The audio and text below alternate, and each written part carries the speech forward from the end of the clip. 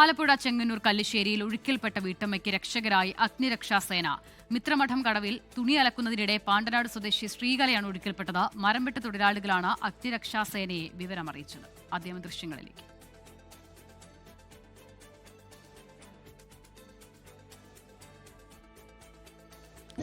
അശ്വിൻ പാലാഴി വിവരങ്ങൾ നൽകാനായി ചേരുകയാണ്. അശ്വിൻ, വലിയൊരു അപകടം കൂടിയാണ് ഒഴിവായതല്ലേ?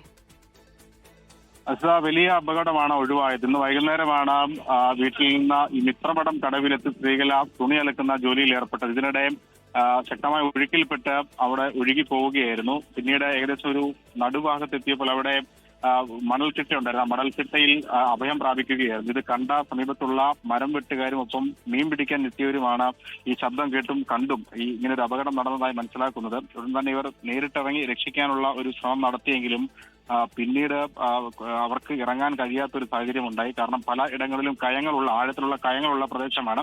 ഈ സമയത്താണ് തിരുവല്ല ഫയർഫോഴ്സിലെ ഉദ്യോഗസ്ഥർ അവിടേക്ക് എത്തുന്നത്. ശ്രീനിവാസ് എന്ന അഗ്നിരക്ഷാസേന ഉദ്യോഗസ്ഥനടക്കമാണ് അവിടേക്ക് ബൈക്കിൽ മറ്റൊരു യാത്ര പോകുന്ന വഴിയായിരുന്നു അവിടെ എത്തിയത്. ആളുകൾ കൂടി നിൽക്കുന്ന കണ്ട് എന്താണ് എന്ന് തിരക്കിയപ്പോൾ അപകട വിവരം അറിഞ്ഞു. അങ്ങനെ ശ്രീനിവാസ് എന്ന് പറയുന്ന ഫയർഫോഴ്സ് ഉദ്യോഗസ്ഥൻ സ്വമേധയാ ഇവിടേക്ക് ചാടി നീന്തി കയറി അവരെ രക്ഷപ്പെടുത്തുകയായിരുന്നു. കയറിൽ കെട്ടിയാണ് കരയിലേക്ക് എത്തിച്ചത്. സ്ത്രീകൾക്ക് മറ്റ് ആരോഗ്യ പ്രശ്നങ്ങളൊന്നുമില്ല. ശരി, അശ്വിൻ പാലാഴിയാണ് വിവരങ്ങൾ നൽകിയത്.